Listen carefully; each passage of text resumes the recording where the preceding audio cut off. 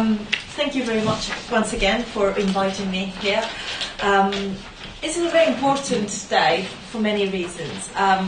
From my own personal point of view, it is a very important day because I really see the kind of impact that my work has had, and it's great professionally to be recognised in this way.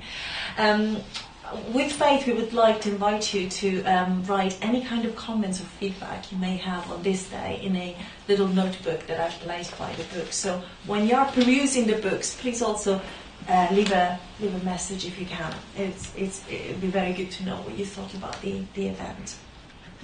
So today is a very important day also for other reasons, probably much more important reasons than the ones I mentioned earlier. It's a frequently overlooked day, I would say, even perhaps more so now than in the past. We celebrate women. In my country, everybody, I hope, is going around with a little yellow corsage of a mimosa. This is how we celebrate Women's Day there. We celebrate our achievements, but we're also aware of the gap that still exists, the inequalities that still exist.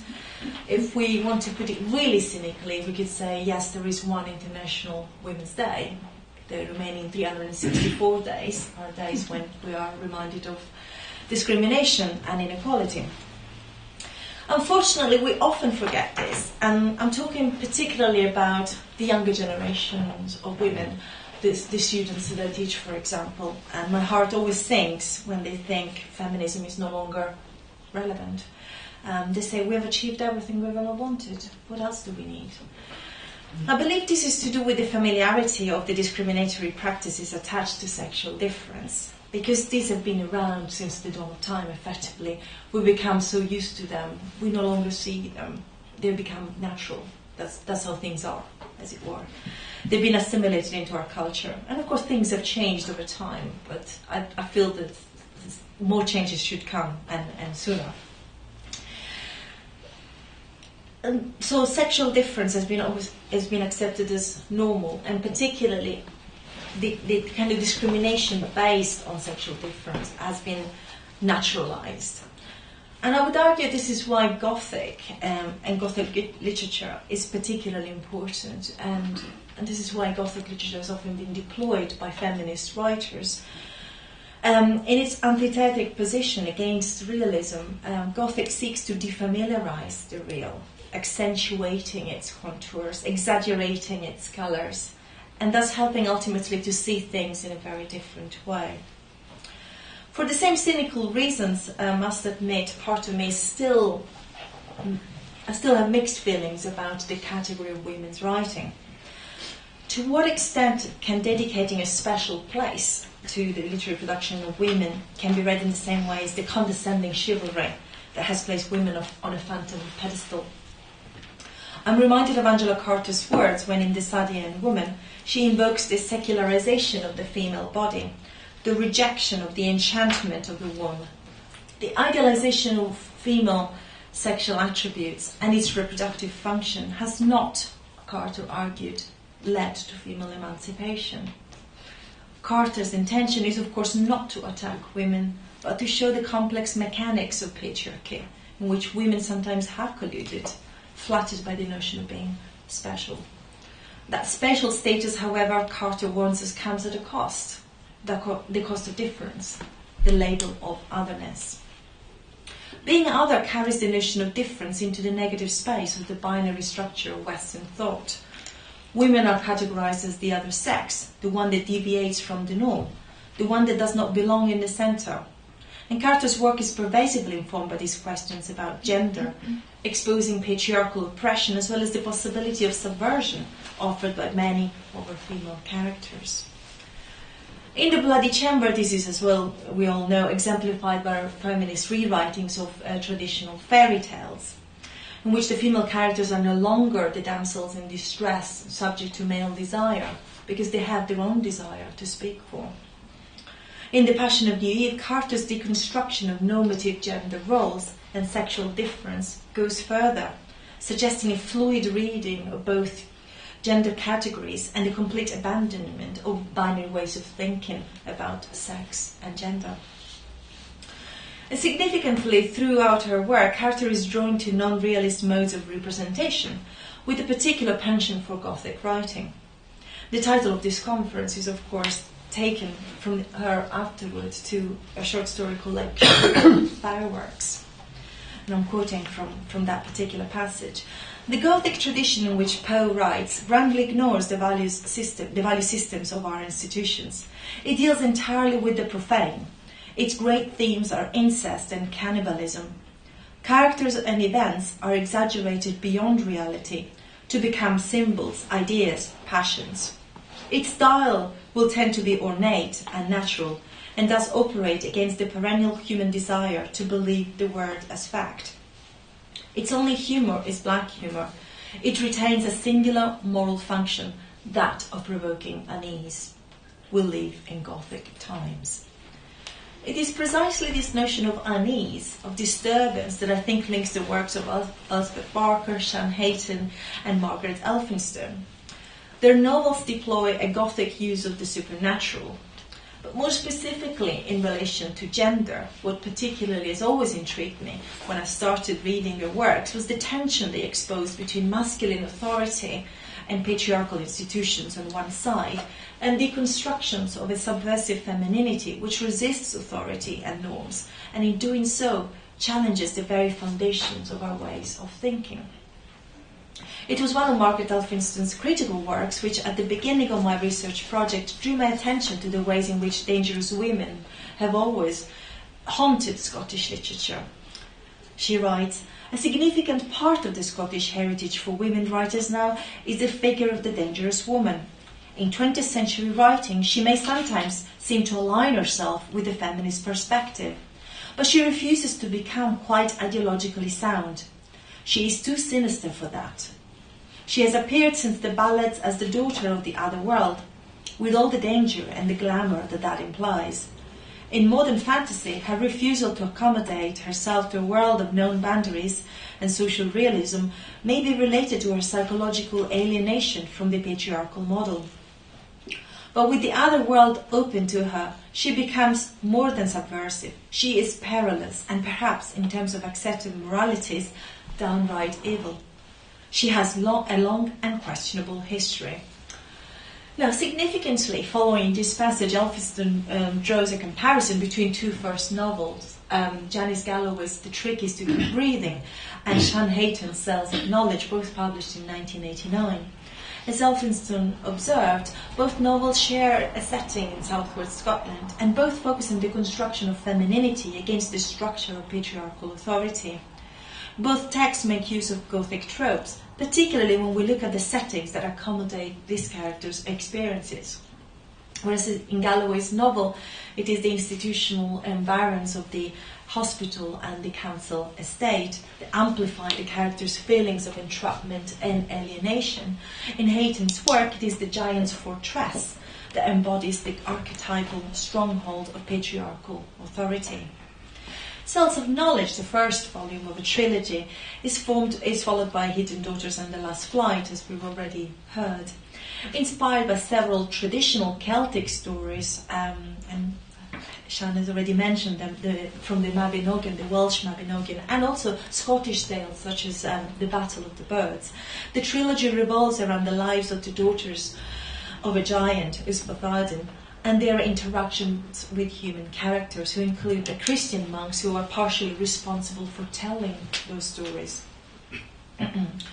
The plot, characterization, and narrative structure of the three volumes draw attention to the conflict between patriarchal authority and female agency. On one hand, the giant's authority seems to be boundless. On the other, the daughters collude with their human companions to destroy him, even at the expense of their own supernatural privileges. The giant's death also takes the daughter's immortality away. Such sacrifice is reminiscent of Carter's demystification of the female goddess in the Sadian woman.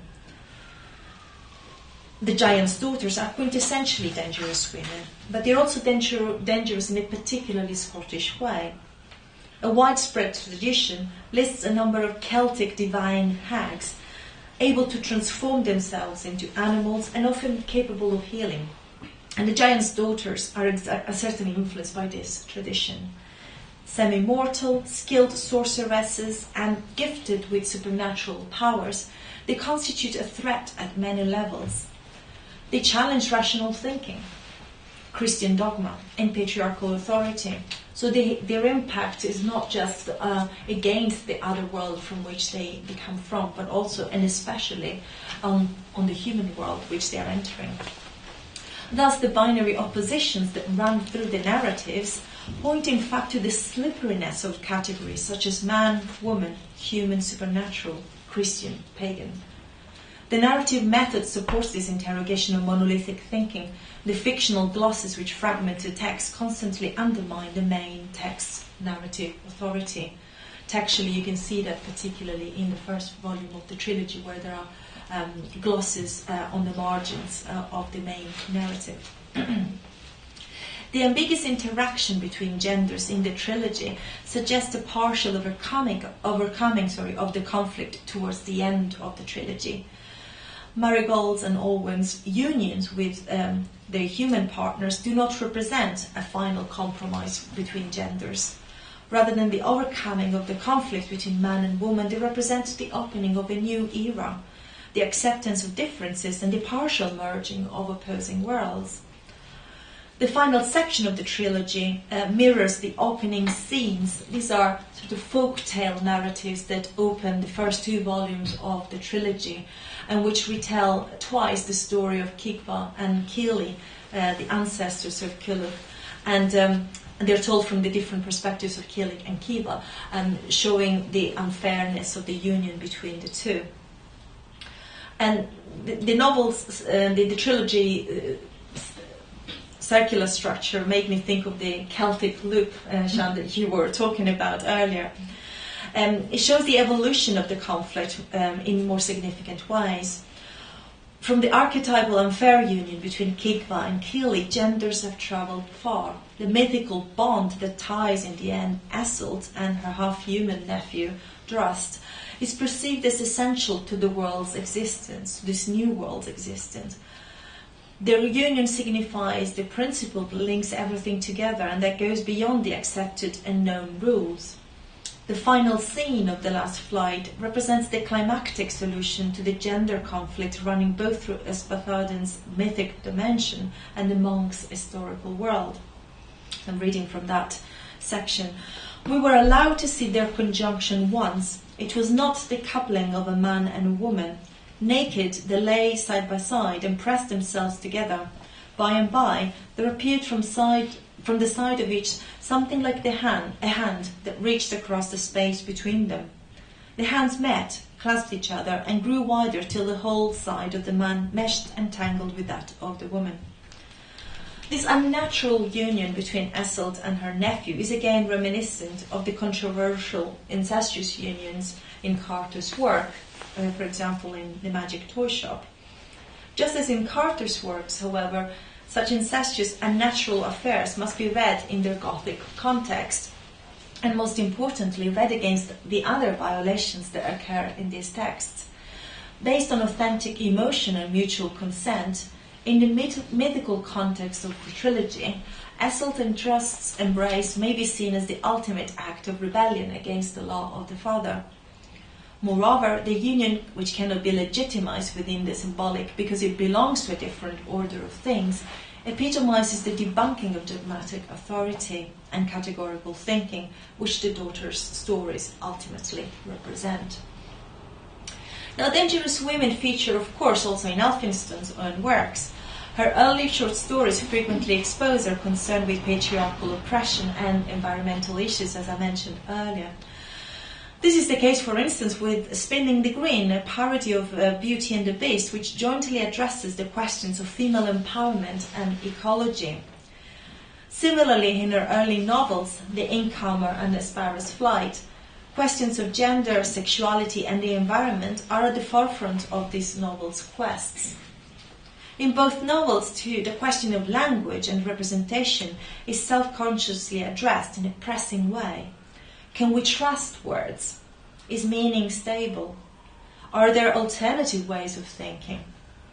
These are questions that also haunt The Sea Road, and perhaps Elphinson's most overtly Gothic novel to date. The Sea Road shares with Elphinson's previous novel, Islanders, as Margaret has already mentioned, a northern European location and a definite historical time frame, as opposed to the previous novels that are set in a kind of indefinite future era. The novel is set instead in the 11th century. It's inspired, as Margaret has already mentioned, by her reading of the Icelandic sagas, and in particular the saga of Eirik the Red, where Gudrid, the main character of The Sea Road, features as a minor character. The saga has Gudrid unversed in magic and a firm Christian believer, whereas in The Sea Road, Gudrid is a skilled witch and practices magic even after her conversion to Christianity. At the beginning of our story, the readers are informed of the unusual nature of Gudrid's journeys. We know that this woman apparently is one of those who have gone beyond the confines of the mortal world in the body. She has dwelt for over a year in the lands outside the material world. She has talked with demons and the ghosts of the dead. Now, borrowed from the original saga, the references to the events that occur in Greenland that Margaret read from earlier. And now Greenland is of course a place well beyond the boundaries of the known world at this stage in human history. And after the outbreak of a fatal disease, Gudrid is stuck in this house and just see people effectively dying constantly. Now, the epidemic claims the life of her husband too, and many others. The narrative section signals the intrusion of the supernatural and the fantastic, more specifically, in the historical narrative.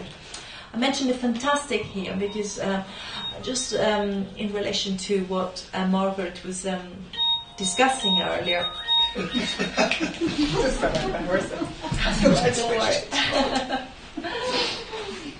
Oh, it's gone.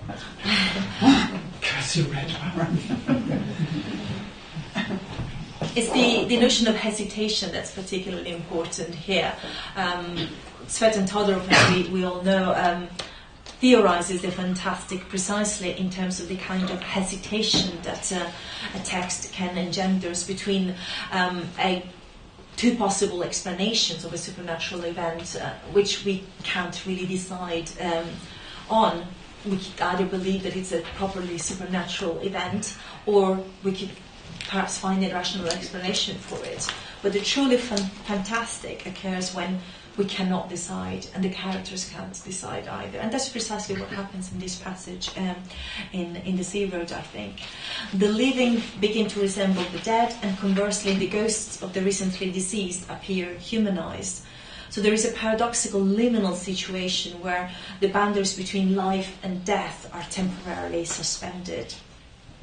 It's also interesting to see how, while people are dying, Christian practices and pagan beliefs, reality and dream coexist in Gudrid's sinister experience in Greenland.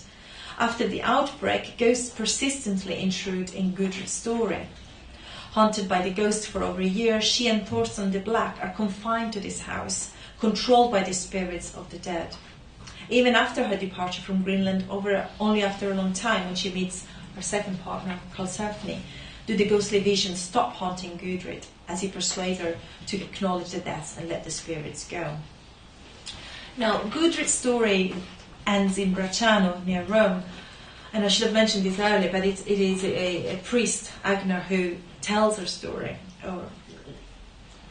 The story is framed by the narrative of Agnar, who is interested in finding out more about Gudrid's experience of the other world. Now, the priest has been transcribing a story and bids her goodbye to her before her last journey to Iceland. The tension between Gothic and realist narrative operate their most subversive function, I would argue, on the first level of the narrative, precisely the story of Agnar and Gudrid. Even after her departure, a veil of ambiguity is cast over Agnar's beliefs. And I'm quoting, "If I don't see you before, we'll meet in Iceland." Why did she say that? Does she know? Was it a figure of speech or simply a blind wish? She looked so fragile, surrounded by her escort. Will she see Iceland again? Will I? Suddenly my world is full of questions, in a way that it hasn't been since I read the forbidden works of the infidel, out of the locked cabinet in the library at Rheims. It is symptomatic here that after his encounter with Gudrid, and having listened to her tales, Agner's world is full of questions. Agner's dogmatic attitude has crumbled down, his monolithic knowledge cracked, his position destabilized by his knowledge. The coexistence of the two worlds and systems of belief, pagan and Christian, brought together by Gudrid's experiences, have plunged Agner into the liminal black hole, the domain of uncertainty, the realm of doubt. As in the relationship between the monks and the giant's daughters in Hayton's trilogy, the breaking down of epistemological and ontological strongholds, however, is not at all negative.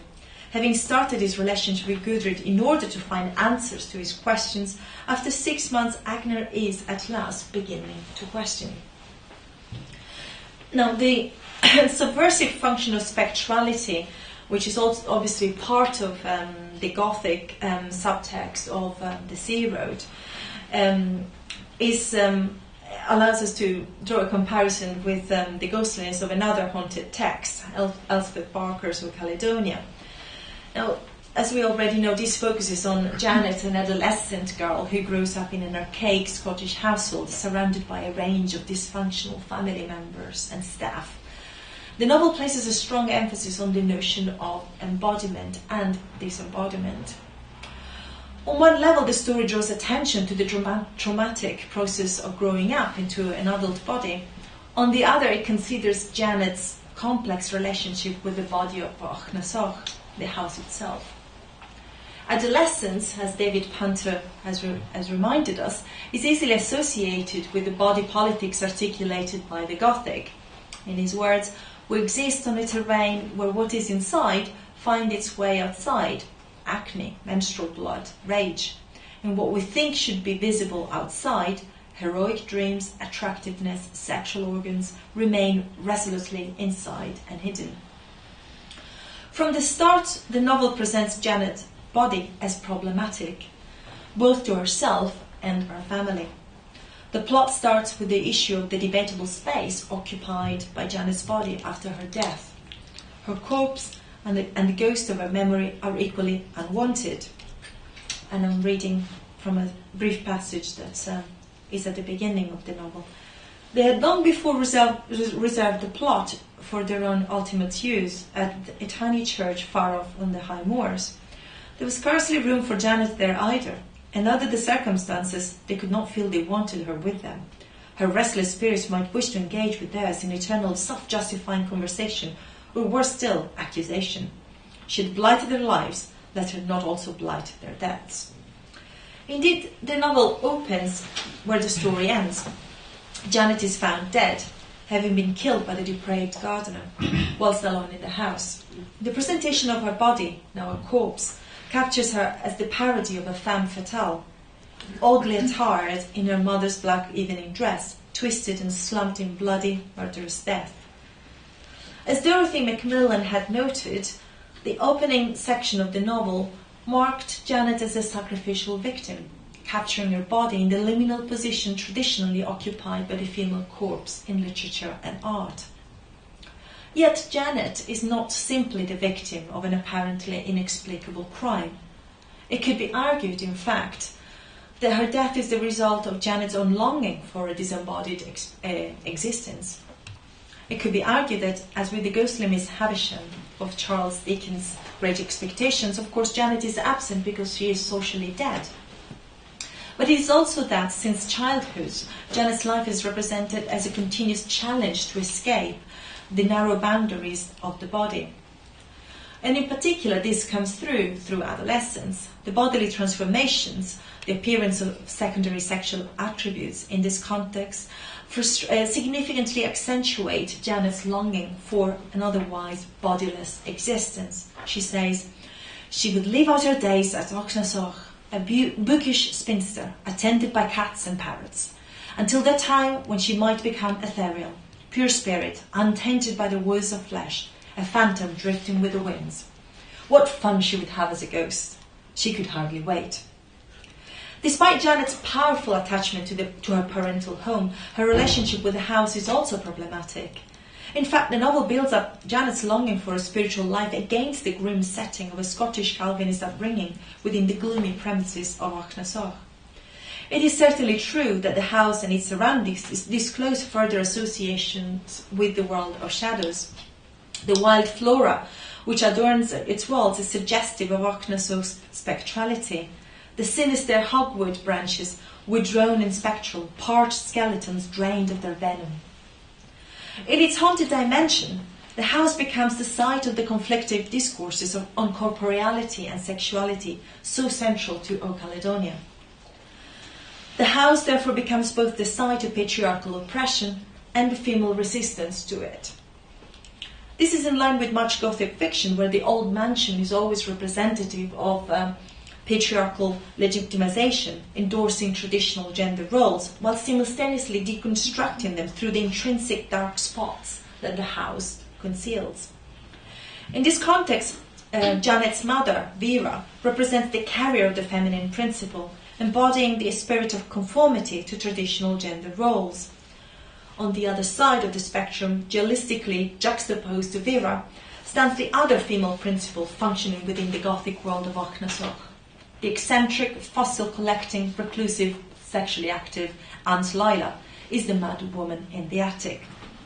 A pivotal moment in the story is signalled by Lila's departure, since she's forced to leave the house because of her unacceptable behaviour and alleged liaison with the gardener. Her theatrical exit foreshadows Janet's last hours at Achnasoch. This is how Lila gets ready to leave. Peering myopically in the mirror in the dimness of a room, with shaking hand, she had applied liberal quantities of mascara, rouge, powder and lipstick for a healthy, competent glow. Her cheeks flamed as though she had been slapped. Then she had sneezed so that the mascara made streaks all around her eyes like clown makeup. She looked like a murderous parody of a lady companion. Significantly, the episode is mirrored at the end of the novel when, having refused to participate in the family holiday, alone in the Gothic mansion, Janet undergoes one last physical metamorphosis in the extreme attempt to become something other than herself. And this is Janet getting ready for her own demise, but of course she doesn't know that she's going to die. She rummaged about in Vera's table. She found lipstick and rouge and mascara. Peering into the mirror, she applied them liberally. Then she hung her head upside down and was pleased to see the electric sparks like fireflies dancing around it. She felt strong and bright and beautiful. Perhaps it was worth being female after all. At last she went to her room and looked at her reflection in the submarine murk of her new mirror. She was amazed. She was unrecognizable. The deadly strike that terminates Janet's life at this highly ambivalent moment of self-recognition. Paradoxically, it is her bodily transformation which, whilst reflecting a different version of herself, simultaneously articulates the most powerful manifestation of self-assertion. Janet, now the truly dangerous woman of the Gothic plot, is about to be executed by the representative of the hypocritical Calvinist masculine power still ruling the Caledonian world at Achnasoch. In a similar fashion as the Giant's Daughters in Shan Hayton's trilogy, Janet's predicament speaks both of oppression and subversion. In choosing to embody the deviant femininity of her Aunt Lila, Janet claims her desire to challenge gender expectations by taking the role of the mad woman. In disrupting the genealogical line of her family, her premature and natural death signals her liberation, paradoxically, from the constraints of a dissatisfactory embodied experience. As a disembodied spirit, Janet's life is no longer bound to the laws of nature, patriarchal language, or religious faith. As a revenant who will no doubt return to possess Achnasoch and its inhabitants, Janet reclaims a central position and remains, paradoxically, alive. So just to sum up briefly, what links the heroines of Hayton's, Barker's and Elphinson's Gothic works is the challenge they pose to convention and norm, exposing the fallacy of dogmatic belief, questioning authority and deviating from accepted gender roles. These powerful stories are bound together by what Carter had identified as the key function of Gothic, that of provoking unease, and that I think these three authors certainly do. Thank you very much. Thank you.